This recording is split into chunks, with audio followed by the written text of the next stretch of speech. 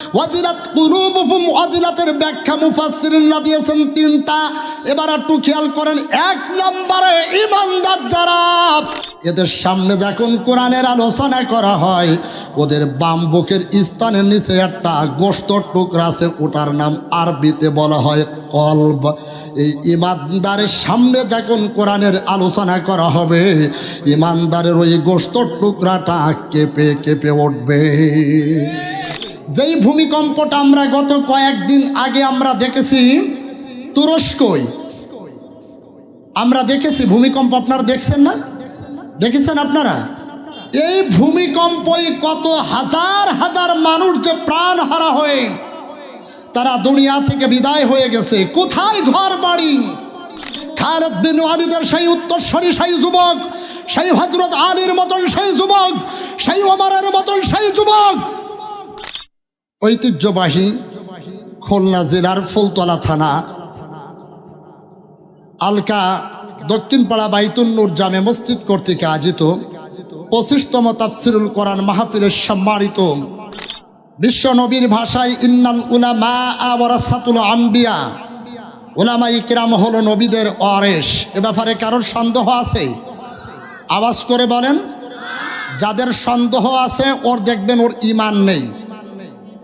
সুতরাং সেই সকল মাতার তাজ, বিভিন্ন মাদ্রাসা শিক্ষা প্রতিষ্ঠান থেকে আগত আয়েম্মাই মাসাজিদ, মসজিদের সম্মানিত ইমাম সাহেব, খতিববৃন্দ, মুয়াজ্জিন, কোরআন পিপাসিত, কোরআন শোনার জন্য আমরা যারা এসেছি প্রাণ প্রিয় মুসলমান ভাই এবং বাবাজিরা, পর্দার অন্তরালের অবলা সরলা এবং বোনেরা, উপস্থিত আছেন বিভিন্ন দলের রাজনীতিক নেতা এবং কর্মী ভাইয়েরা, তথাপি ইসলামী আন্দোলনের নায়ক তথা অগ্রনায়ক যারা ইসলামের ভূমিকা রেখেছেন, সবাইকে জানাচ্ছি আজকের কোরআন মাহফিলের পক্ষ থেকে আন্তরিক মোবারকবাদ ও সালাম।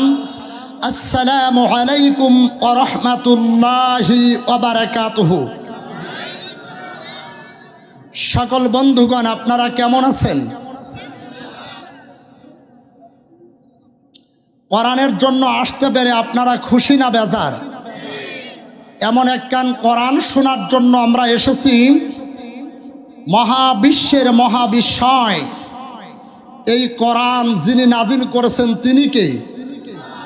দেখেন, যেটার জবান বন্ধ থাকে ওটা কিন্তু আপনারা একটু চিহ্নিত করে নেবেন, কারণ ইমানদার মুমিন যারা প্রকৃতি আল্লাহওয়ালা যারা মুসলমান, এদের কোনো কোরআনের কথা বলতে, কোরআনের কথা শুনতে, আওয়াজ করতে মুসলমানের জবান আসতে হয় না, জোরে হয়।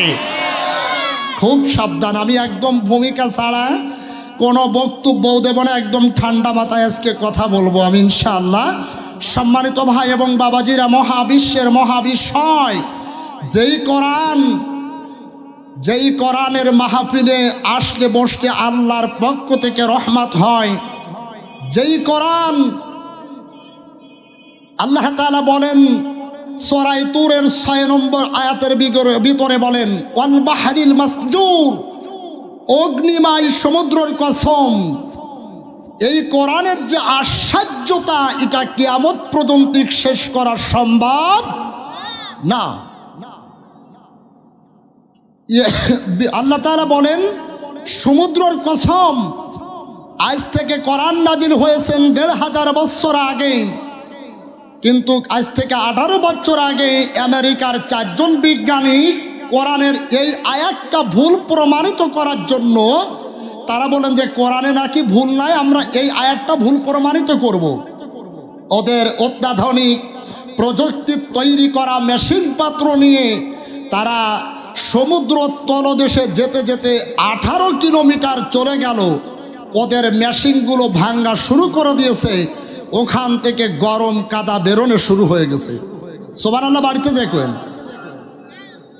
পরবর্তীতে ওই 4 জন বিজ্ঞানী কোরআনের এই সূরা তুরের 6 নম্বর এই আয়াতের উপরে ঈমান এনে পরবর্তীতে তারা ইসলাম কবুল করেছেন।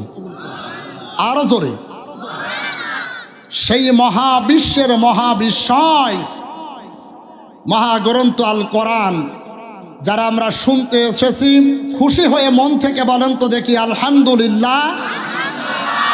না, পিছনের লোক খুশি হতে পারি নাই।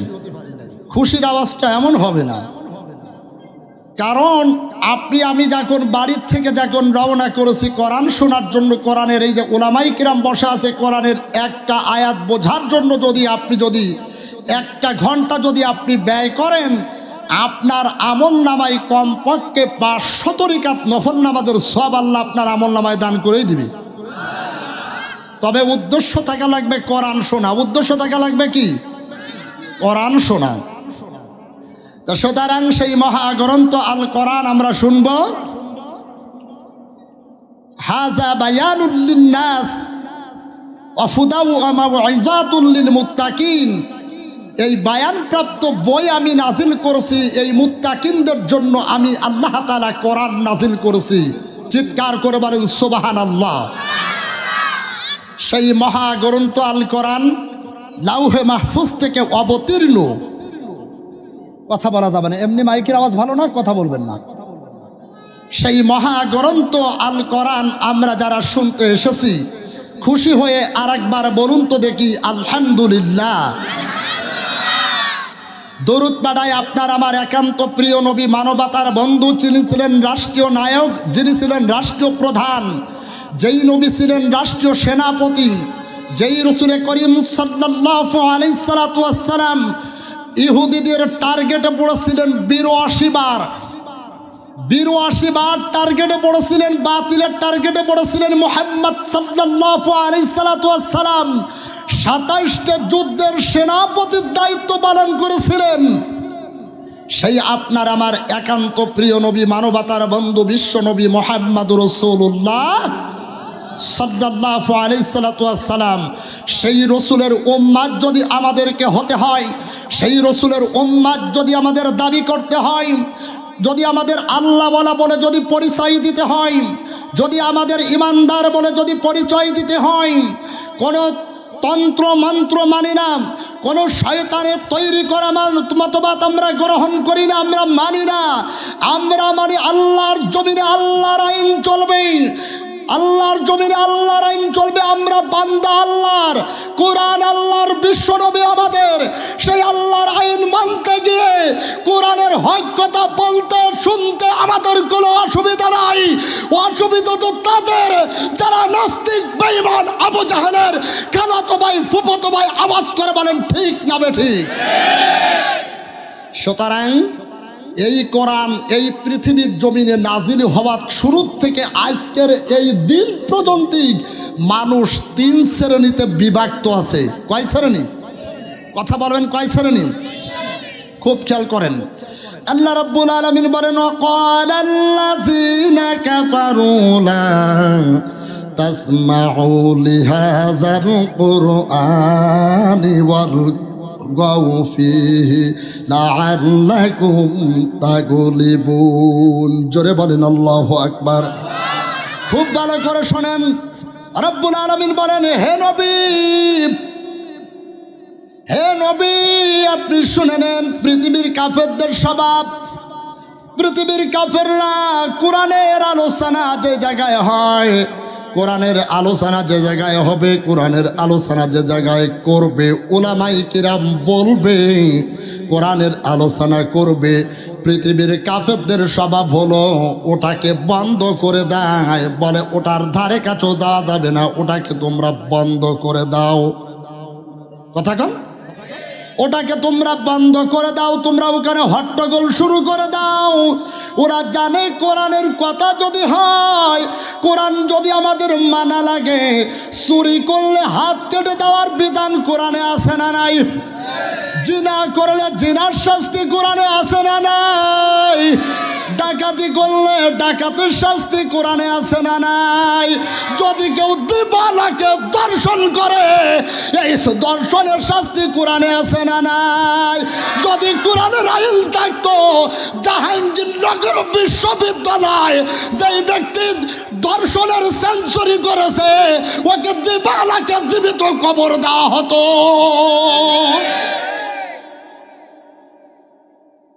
রাগ করতেছেন নাকি? কোরআনের আইন কোরআনের বিধান যদি থাকতো, কে আওয়ামী লীগ করেন, কে বিএনপি করেন, কে চরমনা, কে ওয়ার্কার্স, কে কমিউনিস্ট, এটা আজকে দেখার টাইম নাই। আজকে আমরা যারা এই ময়দানে আমরা যারা এসেছি, আমাদের একটাই পরিচয়, আমরা কার বান্দা? আরো জোরে, আরো জোরে। আমাদের একটাই পরিচয়, আমরা আল্লাহর বান্দা। আর আল্লাহর বান্দারা আল্লাহর কোরআন শুনবে, অসুবিধা নাই। তাহলে পৃথিবীর কাফেরদের স্বভাব কিন্তু এইটাই, ভালো করে শুনবেন।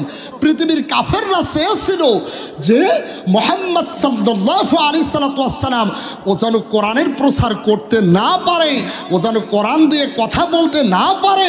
কোরআন যদি মানুষ বুঝে যায়, জেনে যায়, তা আবু জাহেল এনার কাছে তার এক অনুসারিণী প্রশ্ন করেছিল যে, আবু জাহেল, আমরা যেই ব্যক্তির কাছে, যেই ব্যক্তির সাথে যুদ্ধ করতে যাচ্ছি, এই ব্যক্তিটি আসলে কেমন? আবু জাহেল বলে, শোনেন। সেই দিন আবু জাহেল বলেছিল, দেখ, মক্কার জমিনে, আল্লাহর এই জমিনে, আসমানের নিচেই, আর এই মক্কার জমিনে মুহাম্মাদের মতন পৃথিবীতে ভালো মানুষ আর একজনও নাই। তাহলে আমরা তার সাথে যুদ্ধ করতে যাচ্ছি কেন? বলে, যুদ্ধ করতে যাচ্ছি কেন জানিস? যুদ্ধ করতে যাচ্ছি একটাই কারণ, সেটা হলো আমি যে অবৈধ শেয়ার, আমার এই অবৈধ শেয়ার থাকবে না। আমি যে অবৈধ চেয়ারে বসে আছি, আর আমি যে অবৈধ চেয়ারে বসে আমি যা খুশি আমি তাই করতেছি। আর ওই ইমানদারেরা মুহাম্মদ সাল্লাল্লাহু আলাইহি সাল্লামের কাছ থেকে যদি কোরআন যদি জানে, সঠিকভাবে কোরআনের মেসেজ যদি জানে, কোরআনের দর যদি জানতে পারে, তাহলে ওই অবৈধ চেয়ার, অবৈধ ক্ষমতার চেয়ার, এটা একদম তসতস করে দিয়ে নাস্তানাবুদ করে ইমানদারেরা বিদায় করে দেবে।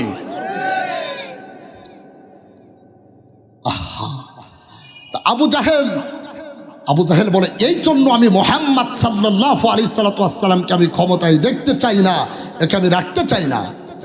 সম্মানিত ভাইয়েরা আমার, গভীর মন, আমার আজকের আলোচনার বিষয়টা না, আজকে আমি আলোচনা বিষয় অন্য লাইনে যাব, একটু গভীর মন দিয়ে শোনেন।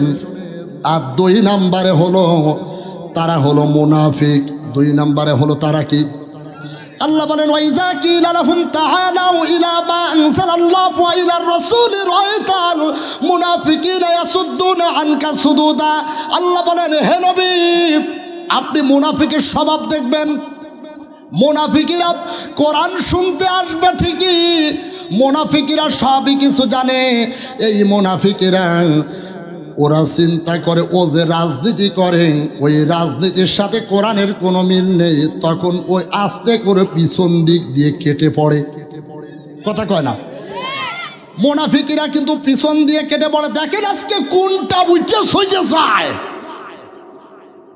মুনাফিক চিহ্নিত করবেন, ভালো করে শোনেন। আল্লাহ বলেন, হে নবী, মুনাফিকরা যারা, তাদের অন্তরের ভিতরে গুণ আছে, তাদের অন্তর অসুস্থ, ওরা কোরআনের কথা শুনতে পারে না, ওরা ইসলামী আন্দোলনের পথে যেতে পারে না। ওই মুনাফিককে যদি আন্দোলনের পথে ডাকা হয়, কোরআনের পথে যদি ডাকা হয়, যদি ইসলামের কথা যেখানে হয়, যদি নবী বিরোধী, নবীর বিপক্ষে যারা মিছিল করে, তাদের বিপক্ষে যদি অবস্থান নিয়ে নবীর পক্ষে থেকে যদি আন্দোলনের কথা বলা হয়, তখন ওই মুনাফিক তখন বলে, আমার এই সমস্যা, আমি যেতে পারবো না। কথা কোন? মুনাফিক তখন আবার অজুহাত পেশ করে যে, আমার মাজায় সমস্যা, আপনারা যান, আমি তো আপনাদের সাথেই আছি। ওরে সারা শয়তান, খুব খেয়াল। আর 3 নম্বরে তারা হলো মুমিন। তারা কি? কথা বলেন, তারা কি? ইন্নামাল মুমিনুনা আল্লাযীনা ইযা যুকিরাল্লাহু ওয়াজিলাত কুলুবুহুম ওয়া ইযা তুলিয়াত আলাইহিম যাদাতুহুম ঈমানান ওয়া আলা রাব্বিহিম ইয়াতাওয়াক্কালুন। আল্লাহ বলেন, হে নবী, যারা ঈমানদার, যারা মুমিন, এদের সামনে যখন কোরআনের আলোচনা করা হয়, ব্যাখ্যা করা তাফসির করার যোগ্যতা আমার নাই, কিন্তু মুফাসসিরিনরা ওয়াজিলাতের ব্যাখ্যা বলেছেন তিনটাই। যে উলামায়ে কিরাম আর একজন আছেন ওয়াজিলাত কুলুবুহুম, ওয়াজিলাতের ব্যাখ্যা মুফাসসিরিনরা দিয়েছেন তিনটা। এবার একটু খেয়াল করেন, এক নম্বরে ঈমানদার যারা, এদের সামনে যখন কোরআনের আলোচনা করা হয়, ওদের বাম বুকের স্থানের নিচে একটা গোশতের টুকরা আছে, ওটার নাম আরবিতে বলা হয় কলব। এই ঈমানদারের সামনে যখন কোরআনের আলোচনা করা হবে, ঈমানদারের ওই গোশতের টুকরাটা কেঁপে কেঁপে উঠবে। দুই নম্বরে ঈমানদার যারা, যারা আল্লাহওয়ালা, যারা খাঁটি মুমিন, এদের সামনে যখন কোরআনের কথা বলবে, কোরআন দিয়ে আলোচনা করা হবে, এদের অন্তরে একটু শান্তি শান্তি ভাব লাগবে। তিন নম্বর যারা ঈমানদার, এদের সামনে যখন কোরআনের কথা বলা হয়, ওদের গায়ে যে লোমগুলি আছে, এই লোমগুলি খাড়া হয়ে উঠবে। এইবার আপনি দেখেন, আপনি এই কোরআনের এই আয়াতটার সাথে মিলান, সেই হুজুর হোক, আলেম হোক, ইমাম হোক, আপনি যেই দলের নেতা হোক, জামাত করুক, বিএনপি করুক, আওয়ামী লীগ, চরমনা, ওয়ার্কার্স, কমিউনিস্ট, ইমাম সাহেব, হুজুর, হাবের সাহেব, এই তিনটার একটাও যদি না থাকে, ওটা ইমানদার না, ওটা বেঈমান। কে বললো? কে বললো? কে বলেছে? কে বলেছে? আরো যারা বলেন কে বলেছেন? এবার আপনি ভালো করে মিলেন, আপনার ভিতরে কোনটাও আছে।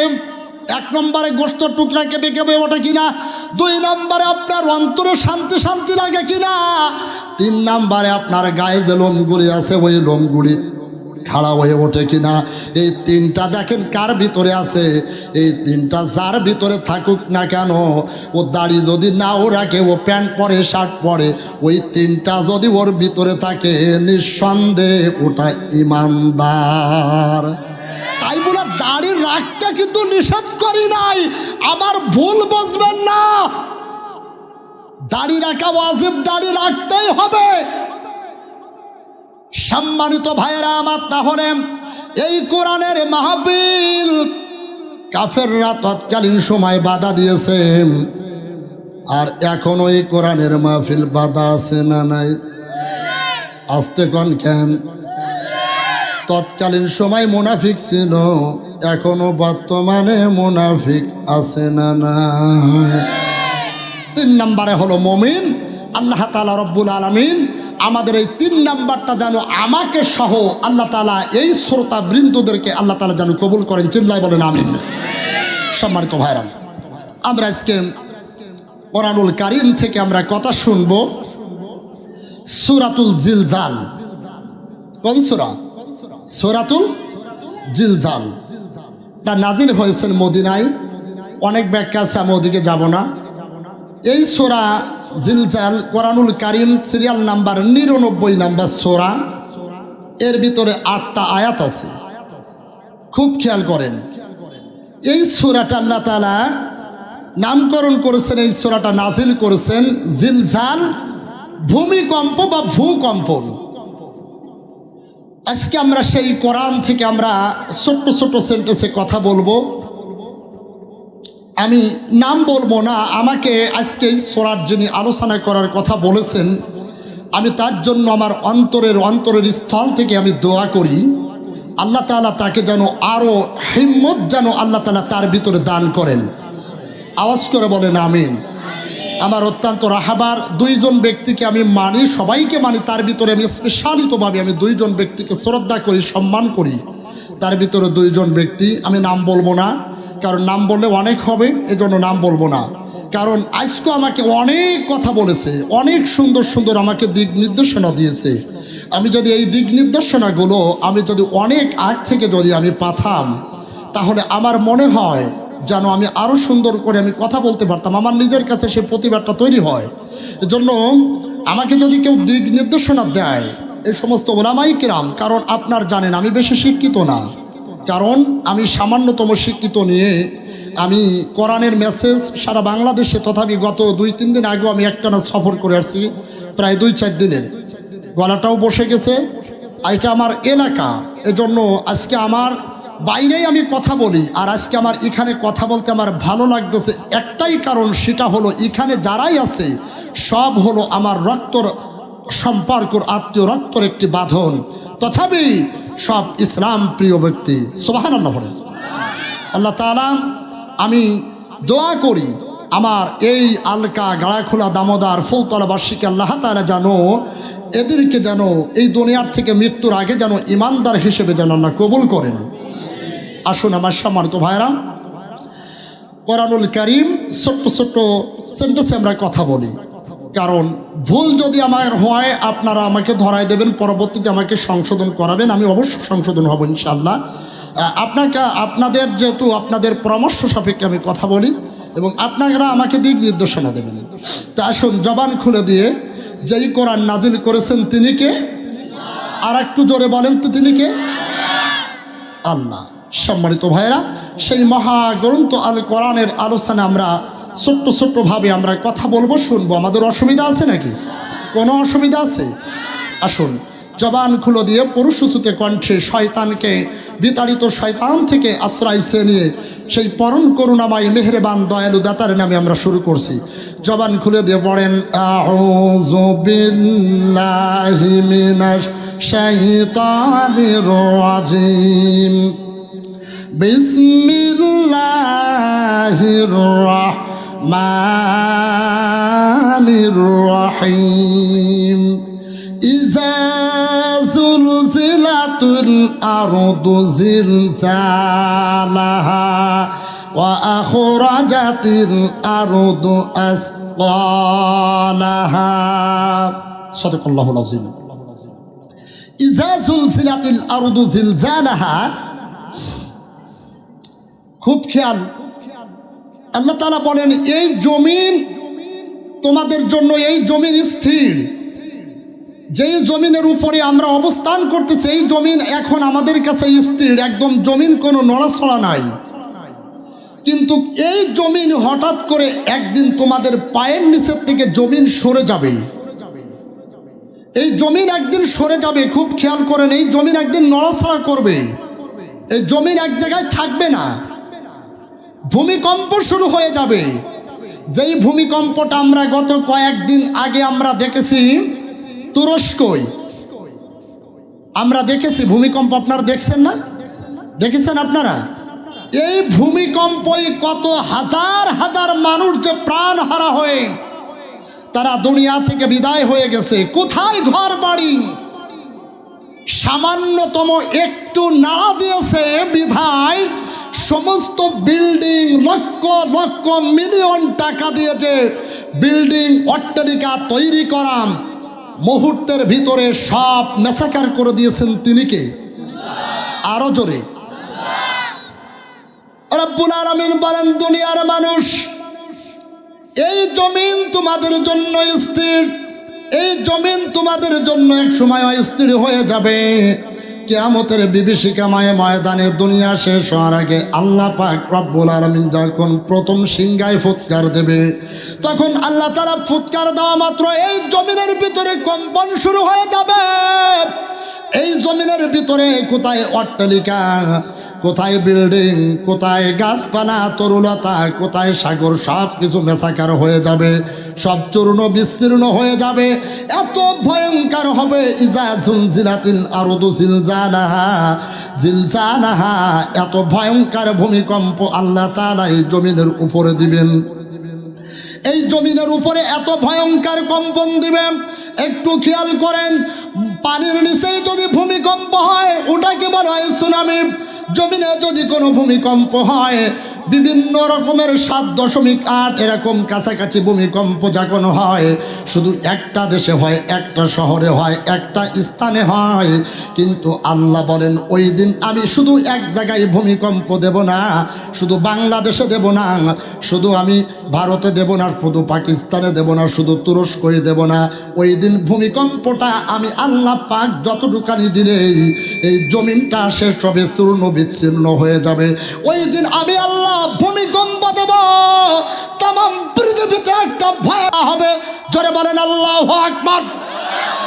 খুব খেয়াল করেন, এমন ভূমিকম্প হবে, এই ভূমিকম্প দিয়ে দুনিয়ার বুকে সামান্যতম ভূমিকম্প দিয়ে গোটা পৃথিবীর মানব জাতিকে, মানব কল্যাণদেরকে জানাই দিচ্ছেন, এ দুনিয়াবাসী, ও আল্লাহর বান্দারা, তোমাদেরকে এই ভূমিকম্প, এই ভূমি নয়ন দিয়ে তোমাদেরকে সতর্কবার্তা দিলাম, কাল কিয়ামতের ময়দানে তোমাদের জন্য এই জমিন একদিন তোমাদের পায়ের নিচেই স্থির থাকবে না। সম্মানিত ভাইয়েরা, আবার একটু গভীর মন, আমার ভাইয়েরা আমার, মদিনায় একবার ভূমিকম্প হচ্ছে। হযরত ওমর ফারুক রাদিয়াল্লাহু তাআলা আনহু তিনি তখনও বেঁচে ছিলেন, দুনিয়ায় ছিলেন। মদিনার খলিফা হযরত ওমর ফারুক রাদিয়াল্লাহু তাআলা আনহু তিনি গোটা মদিনাবাসীকে লক্ষ্য করে ডাক দিয়ে বলেন, ও মদিনাবাসী, আমাদের ধারায় মনে হয় কোনো গুনার কাজ শুরু হতে চলেছে, এই জন্য আল্লাহ এই ভূমি নড়ায়ন দিয়ে আমাদেরকে সতর্ক বানিয়ে দিচ্ছে, আমাদেরকে সতর্ক করে দিচ্ছে। অতএব আমরা সাবধান হয়ে যাই, অতএব আমরা তওবা করি, আল্লাহর কাছে মাগফিরাত কামনা করি, আল্লাহ যেন এই ভূমিকম্প থেকে আমাদেরকে আল্লাহ যেন হেফাজত করেন। জোরে বলেন সুবহানাল্লাহ। সম্মানিত ভাইয়েরা আমার, গভীর মন, এমন ভূমিকম্প এই দুনিয়ার বুকে একটা মা তার বাচ্চাকে প্রসব করার জন্য, মা যখন বাচ্চাকে প্রসব করে, বাচ্চার পাশে তার বাবা ঘুমানো, বাচ্চার পাশে তার অন্য অন্য ভাইয়েরা ঘুমানো, বাচ্চার পাশে তার মা ঘুমানো, কিন্তু কেউ টের পায় না। বাচ্চা যখন রাতের অন্ধকারে প্রসব পায়খানা করে দিয়ে বাচ্চা যখন একবার ওয়া করে কেঁদে ওঠে, কেউ টের পায় না, টের পায় তিনি কে? আরো জোরে বলেন, তিনি কে? মায়ের মনে, মায়ের হৃদয়ের ভিতরে এই রকম মায়া দিয়েছেন তিনি কে? এত সুন্দর মায়া দিয়েছেন। সম্মানিত ভাইয়েরা আমার, আল্লাহ পাক বলেন, এমন ভূমিকম্প, এত বড় ভয়ানক ভূমিকম্প দেওয়া হবে, মায়ের পেটের ভিতরে যে বাচ্চা থাকবে 2 মাস 3 মাস, এই বাচ্চা এখনো ম্যাচুড হয়নি, বাচ্চা ডেলিভারি হয়নি, বাচ্চা দুনিয়ায় আসার সময় হয়নি।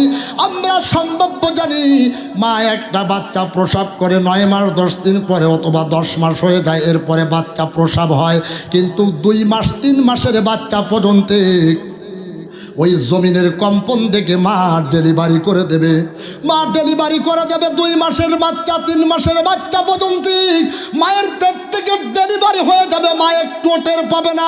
কত বড় ভয়ঙ্কর! এবার একটু চিন্তা করেন, তুরস্কর ভূমিকম্প থেকে চিন্তার কিছু নাই। ও আল্লাহর বান্দা, এখান থেকে একটা শিক্ষা নাও যে আমাদেরও এরকম অবস্থা আল্লাহ করলেও করতে।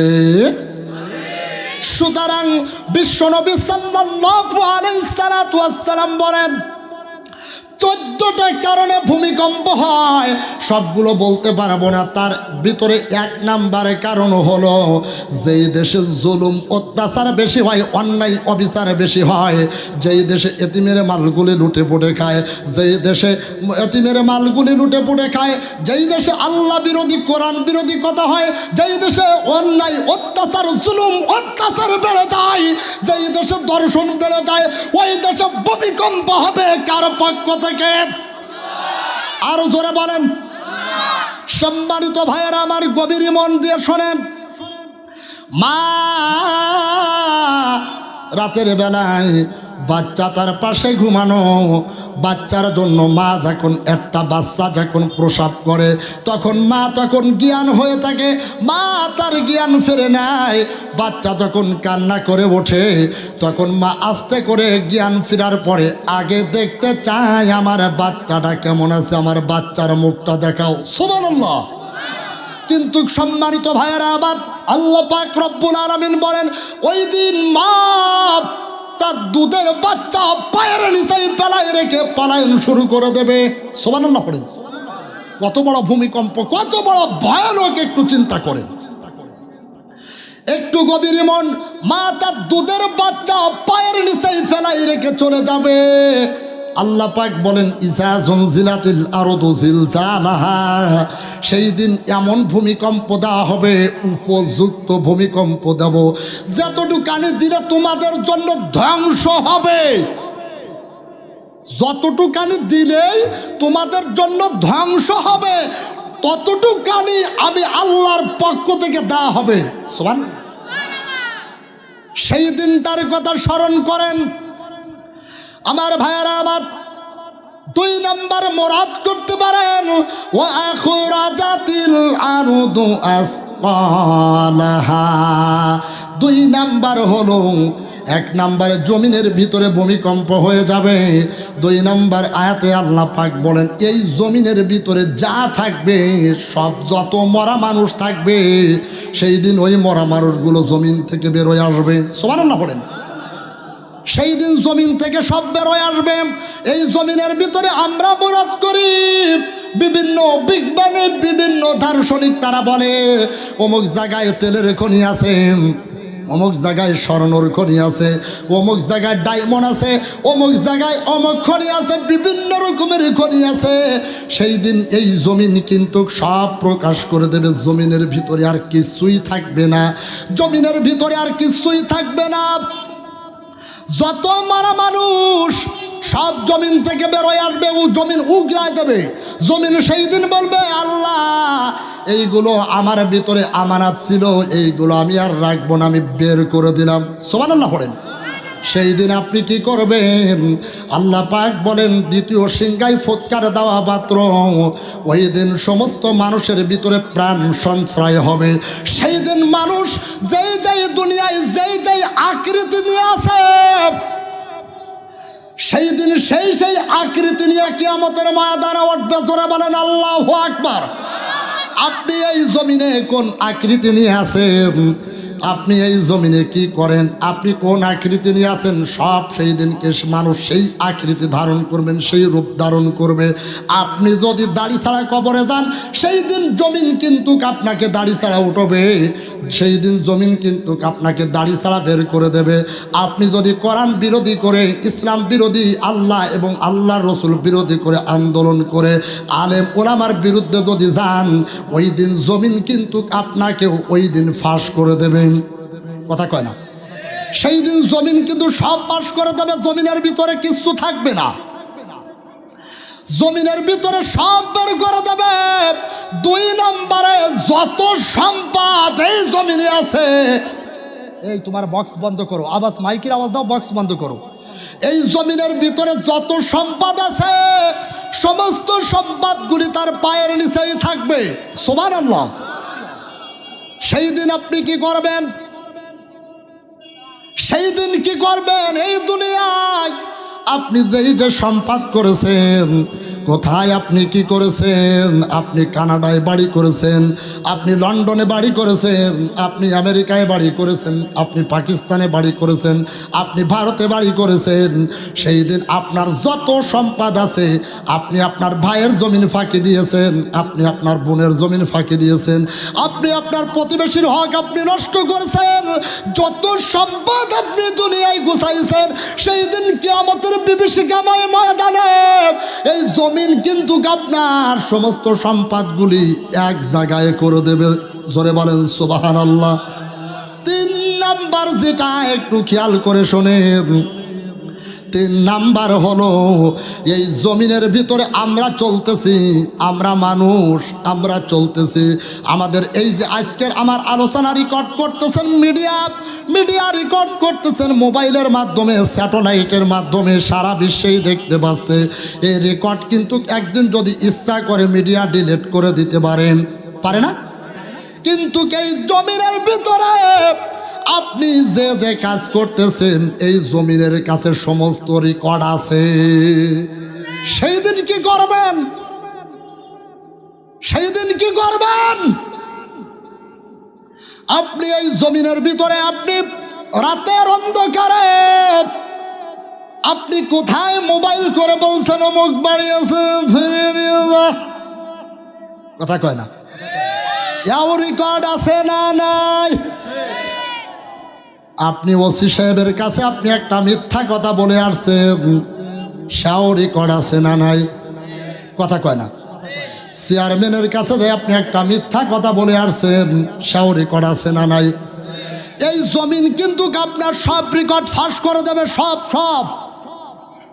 আপনি কোথায় খুন করেছেন, দুনিয়ার কেউ দেখি নাই, আপনার স্ত্রী দেখি নাই, আপনার ভাইরা দেখি নাই। ভাই আমি কথা বলতে চাইছিলাম না, আমাকে নিষেধ করেছিল। তো আপনারা একটু দয়া করে একটু সামনের দিকে আগে আসেন দিন, একমাত্র 5 সেকেন্ড, আবার সেকেন্ড, অনলি 5 সেকেন্ড, দ্রুত আসেন। প্রত্যেকে একটা নড়া দেন, পিছন দিকটা একটা নড়া দেন। ভাই এই দিকটা আগে আসেন, ভাই সবাই আগে আসেন, একটু জিকির করেন লা ইলাহা লা ইলাহা লা ইলাহা ইল্লাল্লাহু মুহাম্মাদুর রাসূলুল্লাহ সাল্লাল্লাহু আলাইহি ওয়াসাল্লাম। কি ভাই আপনাদের খারাপ লাগতেছে? সবাই কথা বলেন, খারাপ লাগতেছে? এই দিক দিয়ে যে ফাঁকা জায়গা, এখানে ফাঁকা পূরণ করে বসেন, তাহলে আমার আর ডিস্টার্ব হবে না। আমাকে আমার আঙ্কেল নিষেধ করেছে বারবার, তুমি এরকম করবে না, কিন্তু আসলে আজকে আমি বাধ্য হচ্ছি। আমি চাইছিলাম না যে এরকম কথা বলবো, আমি ডাইরেক্টলি আমি কথা বলার চেষ্টা করবো ইনশাআল্লাহ। সম্মানিত ভাইরা একটু খেয়াল করেন, এই জমিনের উপরে চলতে যায় ফিরতে যায়, আপনি দিনের বেলায় কি করেছেন, রাতের বেলায় কি করেছেন, কেউ দেখি নাই, কম্বলের ভিতরে করেছেন, দেখেছেন তিনি কে? একটু আওয়াজ করে বলেন তিনি কে? খুব খেয়াল করেন, আমি কোনো রাজনৈতিক কোনো বক্তব্য দেব না, কারণ রাজনৈতিক বক্তব্য দেওয়া আমি পছন্দও করি না। কারণ এটা হলো কোরআনের আলোচনা, কোরআনের মাহফিল, ডাইরেক্ট কোরআন দিয়ে কথা হবে। কোরআন দিয়ে কথা বলতে যায় যদি কারোর মুখে বা পাছায় লাগে, ওটা দেখার টাইম আমার কাছে নেই। খুব খেয়াল করেন। তাহলে ও আখরাজাতিল আরদু আসকালাহা, এই জমিন আপনার সেই দিন সমস্ত রেকর্ডগুলি ফাঁস করে দেবে। সম্মানিত ভাইরা আমার, জমিন সেই দিন আপনার সমস্ত রেকর্ডগুলি ফাঁস করে দেবে।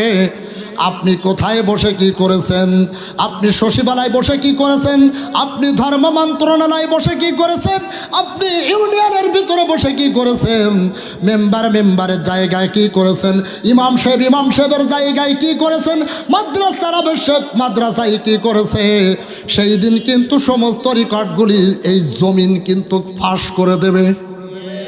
সেই দিন কি করবেন? বুঝে শুনে কাজ করেন, বুঝে শুনে।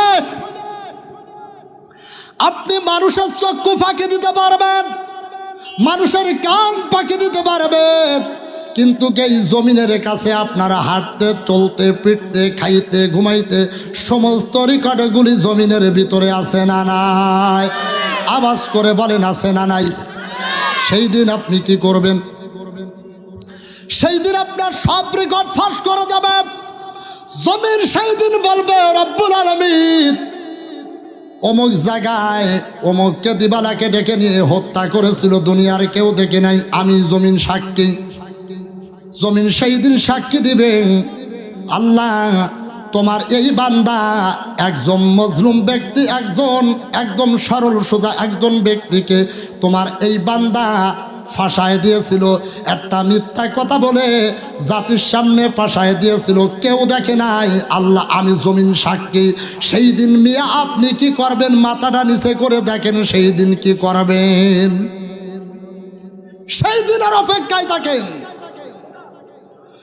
সেই দিনের অপেক্ষায় থাকুন। দিবালাকে কিয়ামতের বিভীষিকাময় ময়দান।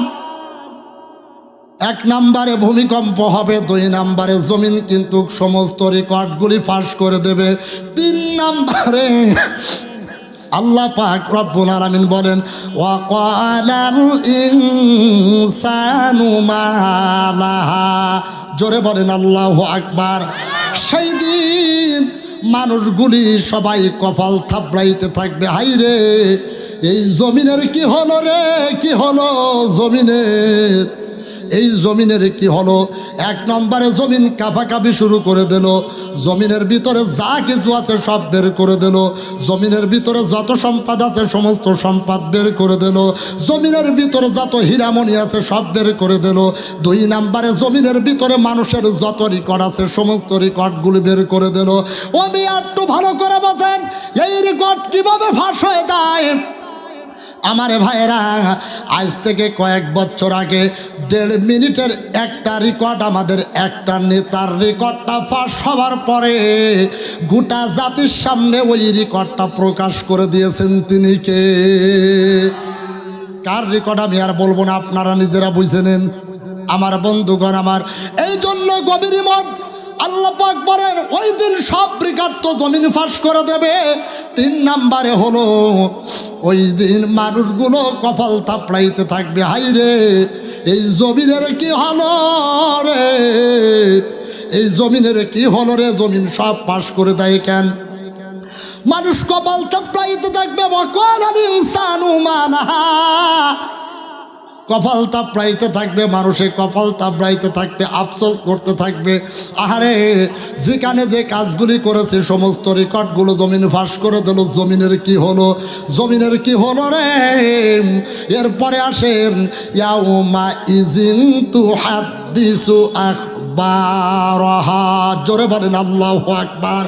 তোমার অন্তরে যা কিছু আছে, তোমার অন্তরে যেই খবর আছে, তোমার উদ্দেশ্যটা কি ছিল, তোমার উদ্দেশ্যটা যদি ভালো উদ্দেশ্য হয় সেওটা তোমার ফাঁস হয়ে যাবে, তোমার উদ্দেশ্য যদি ভালো খারাপ হয়ে যায় সেওটা তোমার গোপন রহস্য ফাঁস করে দেবেন। তিনি কে? আরো জোরে বলেন তিনি কে? সিসি ক্যামেরার মাধ্যমে বিভিন্ন অফিসে, দোকানে, বাড়িতে, বিভিন্ন জায়গায় সিসি ক্যামেরা লাগানো হয়, যে অন্ধকারের ভিতরে এগুলো কিন্তু সিসি ক্যামেরায় কিন্তু সব ভিডিওগুলো রেকর্ড করে নেয়। আমার বন্ধুগণ, আমার ওই দিনকে সিসি ক্যামেরায় দেখানো হবে তুমি কোন হাত দিয়ে কি করেছিলে, কোন হাত দিয়ে মানুষেরকে মিথ্যা মামলা করেছিলে, কোন হাত দিয়ে তুমি মানুষকে ঠকাইছিলে, কোন হাত দিয়ে তুমি খাতায় স্বাক্ষর করে আসছিলে একজন আলেমের বিরুদ্ধে, একজন মাজলুমের বিরুদ্ধে তুমি মিথ্যা সাক্ষী দিয়ে আসছিলে। সেই দিন তোমার হাতে কিন্তু সাক্ষী দেবে, তোমার জবানে লাগবে না, সেই দিন কিন্তু তোমার হাতে সাক্ষী দেবে, হাতে হাতে। বিশ্বাস হয়? বিশ্বাস হয়? আল্লাহ বলেন আলিয়াউমা নাকতিমু আলা আফওয়াহিহিম ওয়া তুকাল্লিমুনা আইদিহিম ওয়া তাশহাদু আরজুলুহুম বিমা কানু ইয়াকসিবুন। জোরে বলেন আল্লাহু আকবার। সূরা ইয়াসিনের ভিতরে আল্লাহ বলেন কিয়ামতের ময়দানে মানুষের জবান বন্ধ হয়ে যাবে, মানুষের হাত আল্লাহর কাছে সাক্ষী দেবে। সুবহানাল্লাহ কোন? মানুষের হাতে কথা বলবে, মানুষের পায়ে কথা বলবে, মানুষের চোখে কথা বলবে, মানুষের কানে কথা বলবে, মানুষের অঙ্গ প্রত্যঙ্গ কথা বলবে। সেই দিন আপনি কি করবেন, আপনি কি করবেন একটু চিন্তা করেন। জীবনে যে কাজগুলো করেছেন, এখন যদি লা ইলাহা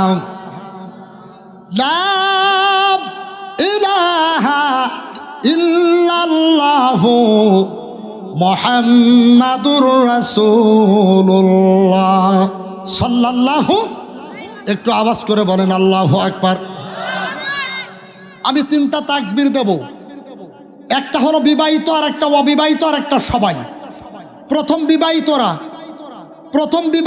বিবাহিতর সময় অবিবাহিতরা দেবেন না, আর অবিবাহিতর সময় বিবাহিতরা দিয়ে আবার কোয়েন না যে আমরা নতুন করে ফিরে আবার ডবলিং করব। প্রথম বিবাহিতরা রেডি হয়ে যান। মঞ্চে অনেক উলামায়ে কিরাম আছেন, যারা আছে তারা বিচার ফয়সালা করবে। প্রথম বিবাহিতরা, অবিবাহিতরা, একটু যুবকরা তোমরা একটু মুখটা বন্ধ রাখো। লিল্লাহি তাকবীর। সব কি বিবাহিতরা আসেনি? এবার দেখা যাক এই যুবকরা কি অবস্থা। মাজ মুআজের মতন সেই যুবক, খালিদ বিন ওয়ালিদের সেই উত্তরসূরি সেই যুবক, সেই হযরত আলীর মতন সেই যুবক, সেই ওমরের মতন সেই যুবক। লিল্লাহি তাকবীর। মোটো নেই।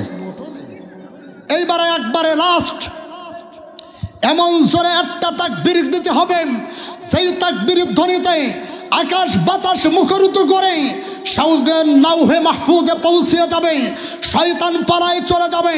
শয়তান বলবে আল্লাহ কোরআনের মাহফিলে আমরা যাব না, আমরা যদি যাই, ইমানদাররা যদি খেপে যায়, আমার যে অবৈধ ক্ষমতা এটা থাকবে না। লাস্ট তাকবীর লিল্লাহি তাকবীর হলো না? লিল্লাহি তাকবীর, লিল্লাহি তাকবীর। আল কোরআনের আলো, আল হাদিসের আলো,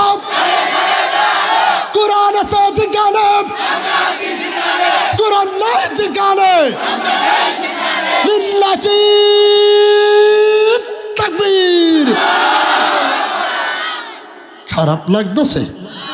খারাপ তো তাদেরই লাগবে যারা নাকি আবু জাহেলের সাথে স্বপ্ন যোগে কথাবার্তা হয়। ইমানদারের তো কোনো কষ্টর কিছু নেই, খুব সাবধান। সম্মানিত ভাইয়েরা, আবার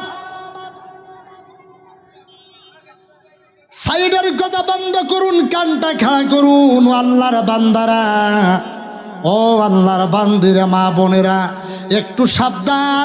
এই দুনিয়ায় যা কিছু করলাম, যেই হাত দিয়ে করলাম, যেই পাও দিয়ে করলাম, আহারে এই পাও দিয়ে হেঁটে হেঁটে একজনের বিরুদ্ধে মিথ্যা সাক্ষী দিয়ে আসলাম, এই পাও দিয়ে হেঁটে হেঁটে একজনের বিরুদ্ধে মিথ্যা কথা বলে আসলাম, এই পাও দিয়ে হেঁটে হেঁটে একজনের বাড়িঘর দুয়ার ভাঙচুর করলাম, এই পাও দিয়ে যে একজনের ঘর বাড়ি লুট করে নিলাম, একজনের নামে উল্টা পাল্টা কথা বললাম, এই হাতের দ্বারা একজনের বিরুদ্ধে মিথ্যা সাক্ষী দিলাম, এই জিহ্বার দ্বারায় কাঠগড়ায় দাঁড়িয়ে কোটের ভিতরে দাঁড়িয়ে একজনের বিরুদ্ধে মিথ্যা সাক্ষী দিলাম।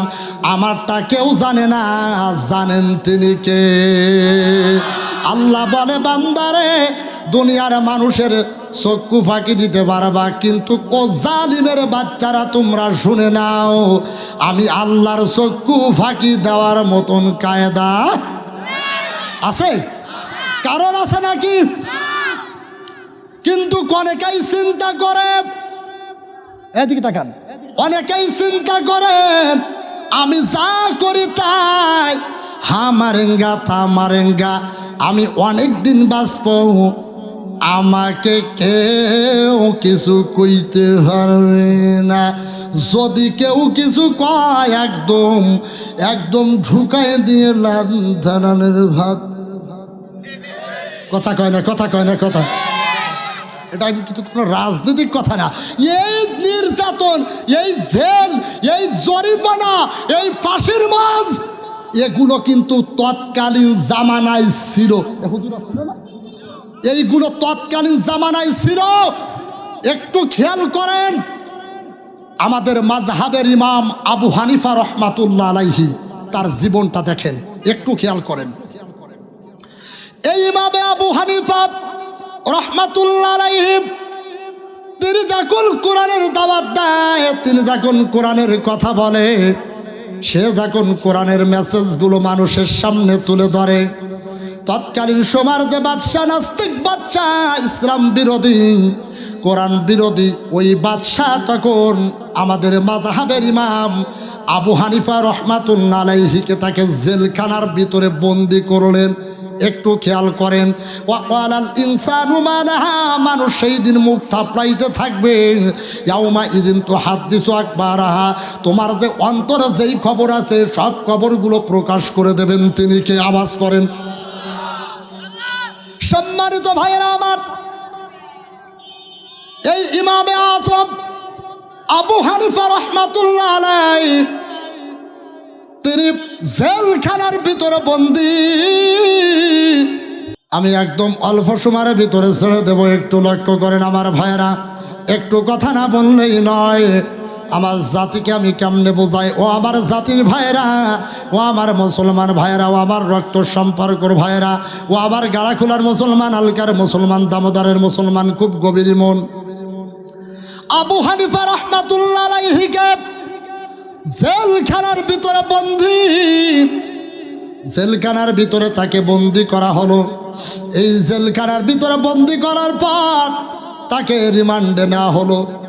সকালবেলায় 10টা করে চাবুকের আঘাত, বিকালবেলায় 10টা করে চাবুকের আঘাত, লোহার চাবুক পিঠের উপরে আঘাত করে। এক একটা আঘাতে আবু হানিফার পিঠের চামড়া গুলে উঠে যায়। এরকম 10টা এরকম করে রিমান্ড দেওয়া শুরু করে দিল। মাথাটা নিচে করেন, চক্ষু বন্ধ করেন। কোন ইমামের অনুসরণ করেন? আপনি যে ইমামের অনুসরণ করেন সেই ইমাম তো জেলখানায় জেল কেটেছেন। ইমাম মালিক জেল কেটেছেন, ইমাম শাফিও জেল কেটেছে, ইমাম আবু হানিফাও জেল কেটেছেন। একটু খেয়াল করেন আমার আব্বা জানেরা, আবার এই ইমামে আজম আবু হানিফা রহমাতুল্লাহ আলাইহি সকালবেলায় 10টা করে চাবুকের আঘাত, এক একটা আঘাতের কারণে পিঠের চামড়া উঠে যায়। আবার বিকালবেলায় আবার আঘাত করে। হঠাৎ করে ইমামে আজম আবু হানিফা রহমাতুল্লাহ আলাইহির মা তাকে জেলখানায় যখন দেখতে আসলো, জেলখানায় দেখতে আসার পর ইমামে আজম আবু হানিফা রহমাতুল্লাহ আলাইহিকে মায়ের সামনে আঘাত করতেছেন, পিটাচ্ছেন।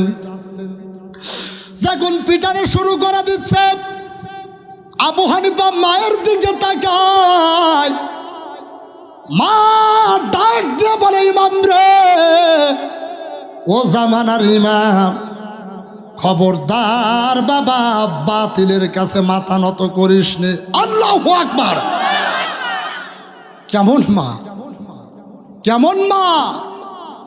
বাবারে, বাতিলের কাছে মাথা নত করিস নে। আমি তোর মা,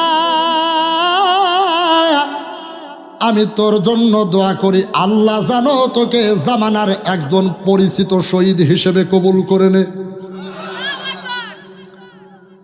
ও আল্লাহর বান্দারা, সেই ইমাম আবু হানিফা রহমাতুল্লাহ আলাইহি জেলখানার ভিতরে থেকে মারার জন্য কোন এক আল্লাহর বান্দা তার কিতাবের ভিতরে লিখতেছেন, তাকে মারার জন্য হিংস্র কুত্তা ওই জেলখানার ভিতরে ঢুকায় দিয়েছেন। ওই হিংস্র কুত্তা যখন ঢুকায় দিয়েছেন, 40 দিন পর গেট খোলার পরে দেখে ইমামে আজম আবু হানিফা রহমাতুল্লাহ আলাইহি নামাজের সিজদার ভিতরে পড়ে আছে। আর ওই 40টা হিংস্র কুত্তা ইমাম আবু হানিফাকে পাহারা দিয়ে আছে। খুব গভীর মত আবু হানিফা রহমাতুল্লাহ আলাইহিকে জেলখানার শেষ পর্যন্ত উলামাই কিরাম বলে, ওই শরবতের ভিতরে অথবা পানির ভিতরে বিষ খাওয়ায়া দুনিয়া থেকে বিদায় করে দিয়েছেন, শাহাদাত বরণ করাই দিয়েছে। সুবহানাল্লাহ। শুধু কি তাই, তাফসীরে ফি জিলালিল কুরআন উলামাই কিরাম আছে,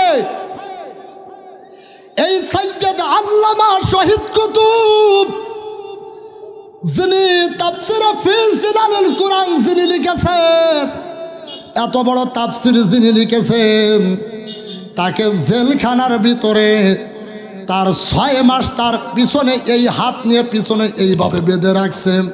6 মাস পরে হাত খোলার পরে ওই হাত জীবনে আর কোনো সামনে আসে নাই। শহীদ কুতুব, আপনি কার অনুসরণ করেন? আপনি কাকে মারেন?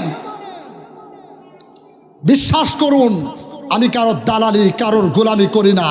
আমি একটাই দালালি, একটাই গোলামি করি, সেটা হলো আমার মহান রবের কিতাব।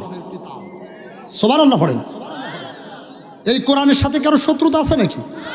আল্লাহর সাথে আছে নাকি কারো? তাহলে আমাকে ভুল বুঝবেন না। সম্মানিত ভাইয়েরা আমার, ইয়াউমাইযিন তুহাদ্দিসু আখবারুহা বিআন্না রাব্বাকা ওয়াহালাহা। হে মানুষ, তোমার যে উদ্দেশ্য ছিল সেই উদ্দেশ্য সেই দিন আল্লাহ ফাঁস করে দেবে, তোমার গোপন রহস্য সব ফাঁস করে দেবে। সেই দিন তুমি কি করবা? ও আল্লাহর বান্দা, এই জমিতে তো কত দাফাদাফি করতেছো, কত লাফালাফি করতেছো, কত বাড়িঘর করতেছো, কতই না কিছু করতেছো। ক্ষমতার দাফট দেখায়া, ক্ষমতা যার মুল্লুক তার, জোর যার মুল্লুক তার, ক্ষমতা দেখায়া ক্ষমতার বড়াই তুমি কয়দিন দেখাবা? ও আল্লাহর বান্দারা, এই দুনিয়ার থেকে যখন বিদায় হয়ে যেতে হবে, ওই দুনিয়ার থেকে মরণের পরে কিন্তু আল্লাহর কাছে যাওয়া লাগবে। কথা বলেন ঠিক না বেটা? তাহলে তুমি কিসের বড়াই করো? কিসের কিসের কিসের? তুমি কিসের দাপট দেখাও? তুমি বলো আমি 5 বছর, আমি 10 বছর, আমি 40 বছর, কিন্তু তোমাকে তো একদিন মরতে। কথা বলেন, কথা বলেন, কথা বলেন। মরা কিন্তু একদিন লাগবে। ওই দিন কিন্তু তোমার স্বপ্নের বাসন কিন্তু সব সব কিন্তু শেষ হয়ে যাবে। সেই দিন আপনি কি করবেন? ইয়াউমাইযিন তুহাদ্দিসু আকবারুহা বিআন্না রাব্বাকা ওয়াহালাহা ইয়াউমাইযিন ইয়াসদুরুন নাসু আশতাতান লিইউরাউ আমালাহুম। সেই দিন যাকে যাকে কিয়ামতের মাঠে সেই দিন মানুষগুলোকে হাজির করা হবে এবং তাদের সমস্ত আমলগুলি তাদের সামনে দেওয়া হবে। তুমি যেই যেই আমল করেছো, তুমি খারাপ আমল করেছো কি ভালো আমল করেছো, তোমার সমস্ত আমলগুলি সব তোমার সামনে দেওয়া হবে। তুমি সেই দিন আল্লাহর সামনে কিন্তু ধোঁকাবাজি করতে পারবা। আল্লাহ বলেন ইউখাদিউনাল্লাহ ওয়াল্লাযিনা আমানু ওয়া মা ইয়াখদাউনা ইল্লা আনফুসাহুম ওয়া মা ইয়াশউরুন। ঈমানদারেরা শুনে নাও, হে নবী শুনে নাও, পৃথিবীর মানুষেরা তারা কিছু মানুষ আছে তারা আমি আল্লাহকে ধোঁকা দিয়ে বোকা বানাতে চায়। আমি আল্লাহকে ধোঁকা দিয়ে বোকা বানাতে চাই। শুধু কি তাই, যারা এই পৃথিবীর বুকে ইমানদার মুমিন, যারা আল্লাহওয়ালা, যারা কোরআন প্রেমিক, এদেরকেও এরা ধোঁকা দিয়ে বোকা বানাতে। সুতরাং ধোঁকা দিয়ে বোকা বানানো যাবে, আরো যারা বানান যাবে। ধোঁকা দিয়ে কিন্তু বোকা বানানো যাবে না। আল্লাহকেও ধোঁকা দিয়ে বোকা বানাতে চাই, তারা কত বড়। একটু চিন্তা করেন, কত বড় চিন্তা করেন। আল্লাহরে ধোঁকা দিয়ে বোকা বানাতে চাচ্ছে। সূরা বাকারার ভিতরে আল্লাহ বলেন ইউখাদিবুনাল্লাহ ওয়াল্লাযিনা আমানু ওয়া মা ইয়াখদাউনা ইল্লা আনফুসাহুম ওয়া মা ইয়াশউরুন। হে নবী, আমি আল্লাহকে ধোঁকা দিয়ে বোকা বানাতে চাই। এই পৃথিবীর বুকে যদি কেউ ডাকে চলো আমরা নামাজ আদায় করে আসি, তখন ইমানদারদেরকে একটা, উলামায়ে কিরামদেরকে একটা ধোঁকা দেয় যে ভাই আপনি যান, আমার একটু সমস্যা, আমি কালকে যাবানি। ওরে সাড়ে শয়তান, আমি কালকে যাবানি। আবার ডাকলি ভাই আসলে বোঝেন তো, প্যান্ট পরি তো এরকম টাইট ফিটিং প্যান্ট, এখন আজ বৈশাখ করতে পারি না, আমি দাঁড়াই হলে অনেক সময় হ্যান্ডেল ঝাড়িয়ে দিয়া লাগে। তা কোথায় লাগে তা টেরও হয়নি। হাসেন, আপনি হাসেন, আপনার সব প্রকাশ করে দিবেন তিনি কে। সেই দিন তোমার সব প্রকাশ হয়ে যাবে। তুমি আল্লাহর সামনে এই দুনিয়ায় কি করেছো, এই দুনিয়ার বুকে তুমি কি করেছো? তুমি নামাজ পড়তে চাও না, রোজা রাখতে চাও না, ইসলামী আন্দোলন করতে চাও না, তুমি কোরআন পড়তে চাও না, কোরআন মানতে চাও না, তুমি এই সব বাদ দিয়া তুমি 14ই ফেব্রুয়ারি ভালোবাসা, যে কটা ঠিক করছে এরা আগেই দৌড়বেন। দেখেন 14ই ফেব্রুয়ারি ভালোবাসা দিবস, এইটা মুসলমানের সন্তান কোন ভ্যালেন্টাইন পালন করতে পারে? এটা কিন্তু মুসলমানের সন্তান পারে না।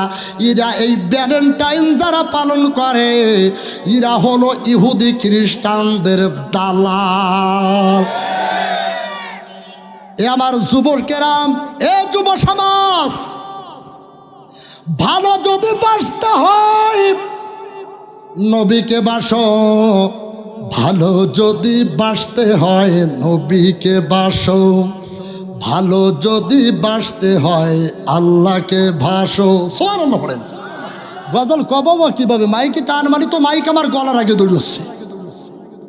সম্মানিত ভাইরা আমার, শুধুমাত্র কেবলমাত্র ভালোবাসা হবে একমাত্র আল্লাহ এবং তার রসুল বিশ্বনবী জনাবে মুহাম্মদ রাসূলুল্লাহ সাল্লাল্লাহু আলাইহি সাল্লামের জন্য ভালোবাসা হবে। সম্মানিত ভাইয়েরা আবার এই জন্য কিন্তু আজকে ভালোবাসায় আমাদের দেশটা ভরে গেছে। আমাদের উলামায়ে কিরামও বয়ান করে ভালোবাসা, শুধু ভালোবাসা ভালোবাসা ভালোবাসা ভালোবাসা নিয়েই শুধু বয়ান করে, কিন্তু অনুসরণ নাই। আল্লাহ পাক রব্বুল আলামিন বলেন কুল ইন কুনতুম তুহিব্বুনাল্লাহ ফাত্তাবিউনি ইউহিব্বুকুমুল্লাহ ওয়া ইয়াগফির লাকুম যুনুবাকুম ওয়াল্লাহু গফুরুর রহিম। আল্লাহ পাক বলেন হে নবী, আপনি পৃথিবী পৃথিবীর মানুষদেরকে বলে দেন, এরা যদি আমি আল্লাহর প্রিয় পাত্র হতে চায় তবে যেন আপনি নবীকে অনুসরণ করে। কি করে? কি করে? এই যে উলামায়ে কেরাম আছে, কি আছে ভাই, ওর কি ভালোবাসা না অনুসরণ? ওখানে কিন্তু অনুসরণ আছে, ভালোবাসা নেই। ভালোবাসার অনুসরণ কি এক জিনিস? ভালোবাসার অনুসরণ এক জিনিস না। আমি মশহুর ভাইকে ভালোবাসি, আমি আব্দুল হালিম মোল্লাকে ভালোবাসি, আমি আমার চাচা আতিয়ার বিশ্বাসকে ভালোবাসি, আমি আমার স্যার গোলাম মোস্তফাকে ভালোবাসি, কিন্তু ভালোবাসলেই যে তাকে অনুসরণ করতে হবে এটা কিন্তু না। কি? এটা কিন্তু না। ভালোবাসার অনুসরণ এক জিনিস না। নবীজি বলেন, আল্লাহ বলেন, ও দুনিয়ার মানুষেরা, তোমরা যদি ভালোবাসতে হয়, আমাকে প্রিয় পাত্র হতে চাও, আমার নবীর অনুসরণ করো। আমার নবীর অনুসরণ হলো দাড়ি রাখো। আর আজকে আমরা দাড়ি কাইটেই শেষ করি, দেখেন না? আল্লাহর নবী বলেন, এই দাড়ি যারা কাটে এদের তিনটা ক্ষতি হবে। এক নাম্বারে ওদের মুখের ত্বক নষ্ট হয়ে যাবে, দুই নাম্বারে চোখের পাওয়ার কমে যাবে, তিন নাম্বারটা আমি বলবো না, আমার আব্বার বয়সের লোক আছে, ওটা আমি তিন নাম্বারটা বলবো না। ওই তিন নাম্বারটা ওটা যদি কেউ দাড়ি কাইটে একদম ক্লিন শেভ হয়ে যায়, ওর ভিতরে ওই শ্রেণীর রোগ কিন্তু কাছে। ও দেখবেন স্ত্রীর সাথে গন্ডগোল শুরু হয়ে যাবে। 40 বছর 30 বছর বয়সে ও ইমাম সাহেবরা এসে কবে, হুজুর ও হাবে শেখ খাইরুল, আমার স্ত্রীর সাথে আমার গন্ডগোল, কিন্তু আসলে তলে হাত দিয়ে না যে কোন জায়গায় থেকে রোগ শুরু হইল। যে কটা ঠিক করছে ওরাই আগে কাটে। খবর